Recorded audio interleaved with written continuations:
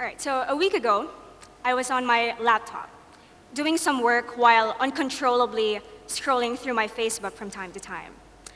I know it isn't really much of a productive practice, but for some reason, I find this as an exception.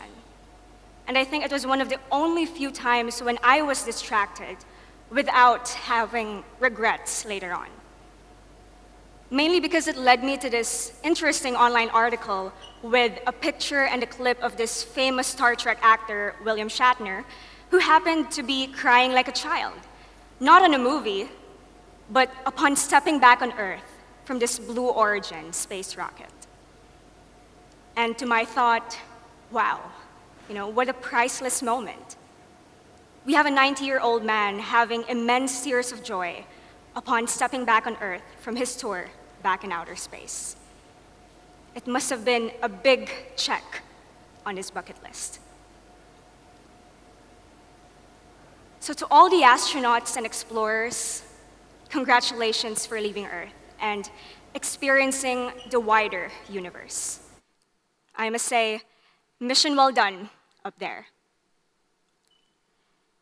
And to my fellow human beings who haven't really experienced such, still, congratulations for being aboard the accelerator of our future, for having witnessed these momentous and extremely fast progressing ventures of the world, particularly in space exploration.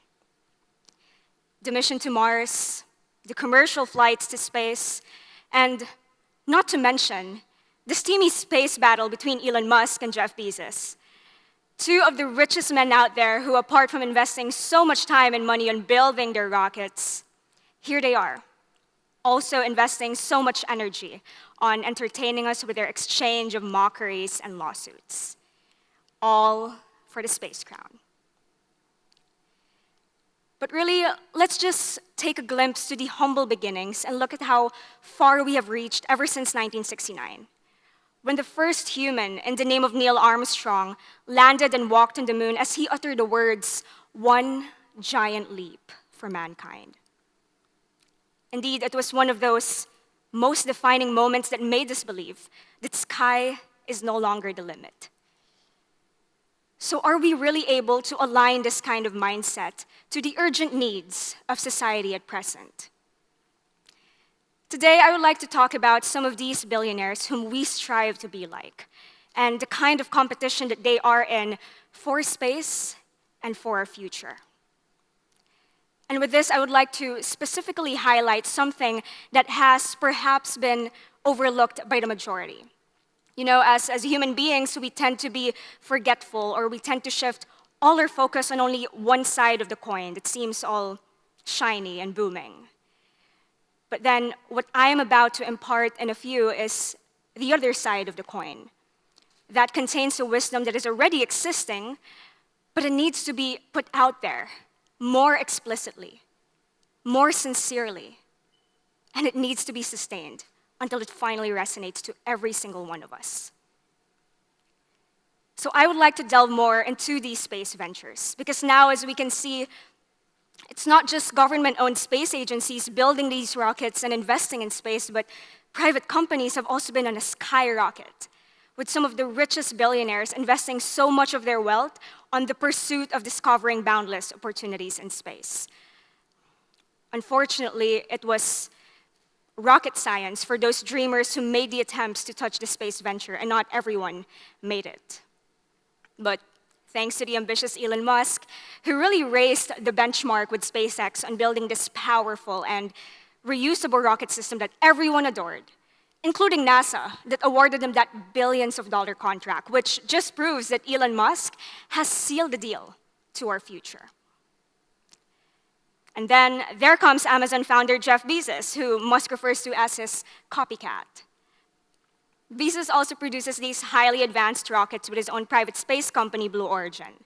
Although these did not really reach as far as the orbit like SpaceX, still, it uses carbon-free fuels, which means that it's still way more environmental friendly compared to SpaceX's huge amount of carbon taxes.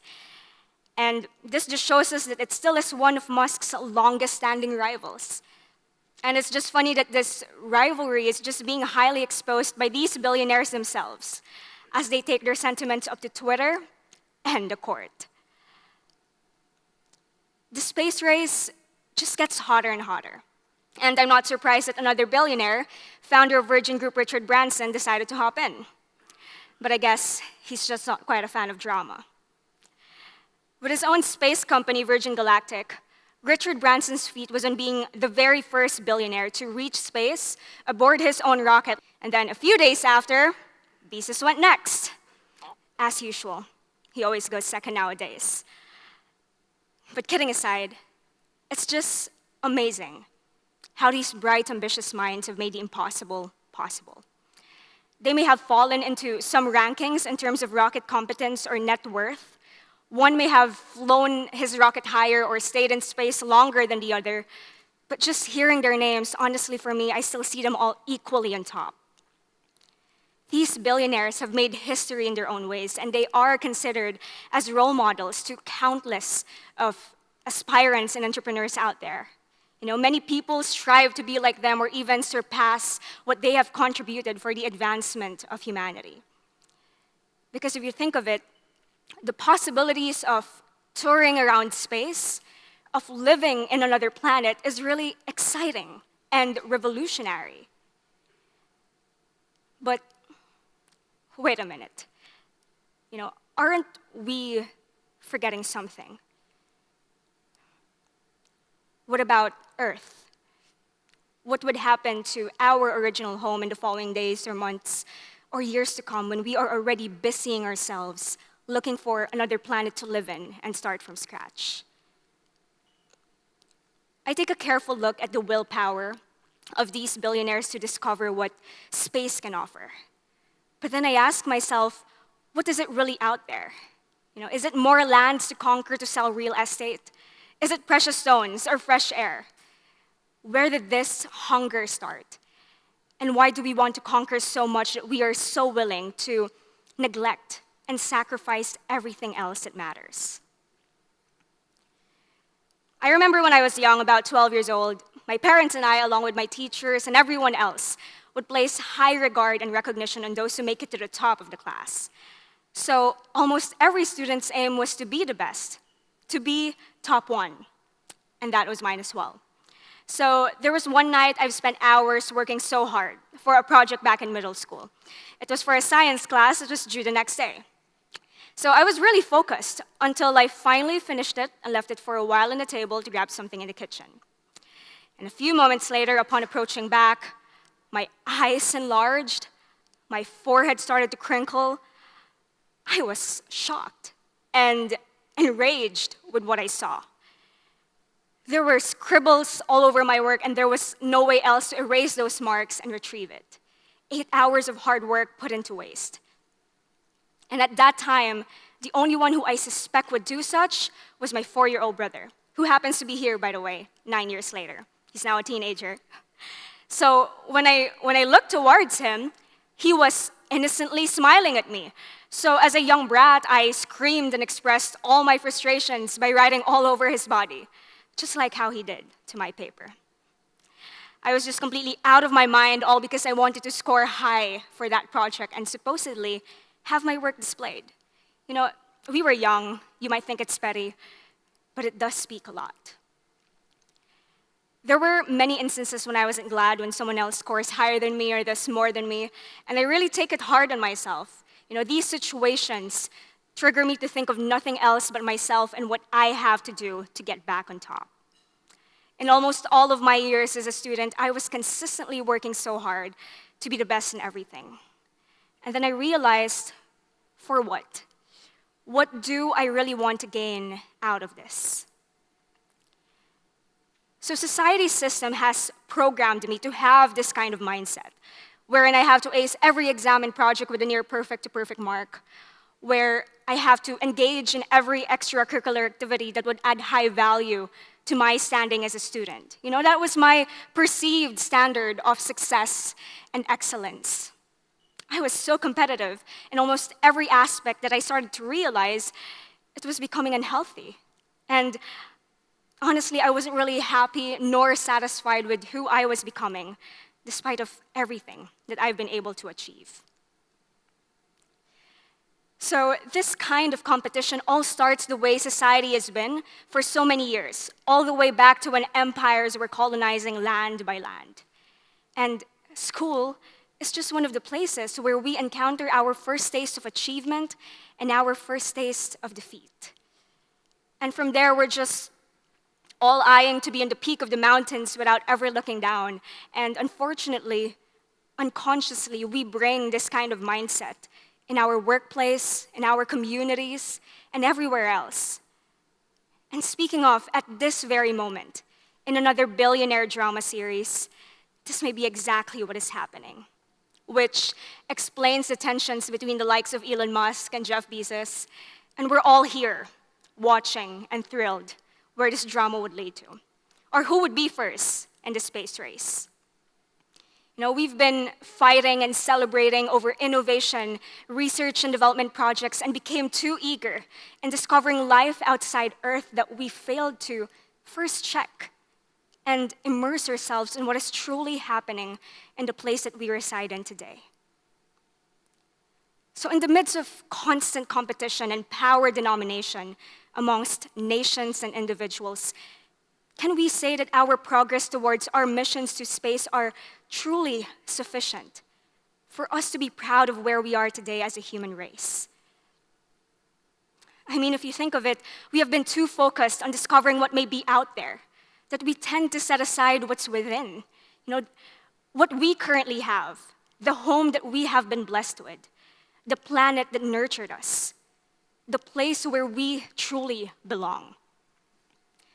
And we have a lot on our table. We have poverty, hunger, armed conflicts, climate change, and even broken homes and broken relationships and broken selves, which are just some of the biggest worldwide issues that crucially needs our attention and resources, yet we still look somewhere else. And it's just sad that majority of us are just accepting this harsh reality that we have created. You know, we're here having ambitions so high that we obsessively strive to achieve for ourselves, yet little did we know that in the pursuit of this greatness, we are slowly losing ourselves, and we are losing our home. And look, I'm not saying that we shouldn't aim for the stars, but the point is, we like to make everything so complex and so genius to be on top that we tend to forget the basics, the foundation of what we really need. And in turn, we are just deeply suffering, not just as a nation, but as individuals.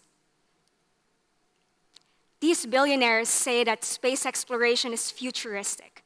It gives hope to humanity and the younger generations to dream big.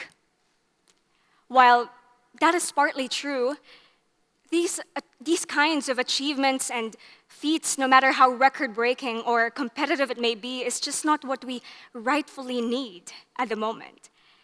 And you might be thinking, who am I to say this, right? But in my view of the world right now, I just don't think it's a good idea to gamble planet hopping when billions of lives, when billions of fellow human beings here on Earth are at stake. I constantly ask myself, why can't we first fix what's in here before we explore what's out there? And you know, I just tend to have these wild imaginations that what if we humans would really be sent to settle in the red planet or anywhere else in outer space anytime soon? We're acting as Mother Earth's representatives to the universe. Are we ready?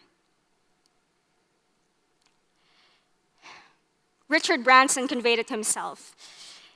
If we are able to do this, just imagine what else you can do. And that struck me and made me look back to my 12-year-old self. Because if I were given the chance to speak to her today, I'd say, hey, Bianca, you are your little brother's role model. Would you really like to see him apply the same response mechanism just to achieve what he wants in this life? I mean, I understand you're competitive, but it's not worth stepping up on boundaries, especially when it's your family.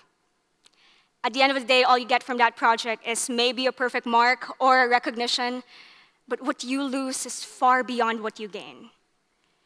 First off, you would lose your relationship with your brother, and you would lose the chance to actually show him the basic principles that this world needs. And in turn, he would just be like the majority, heading towards the same space race. So to the billionaires and the generation of hope, if we are able to achieve what we thought was a mission impossible out there, then we can also most certainly do that here on Earth. If we just choose to realign our focus and our priorities, if we just choose to first allocate much more of our bright ideas, of our collective efforts and resources in building a future normal where love for humanity and love for our home is what we aim for, over supremacy or applause. When we learn to conquer ourselves as a human race, only then can we say that we are truly ready to conquer the universe. Thank you.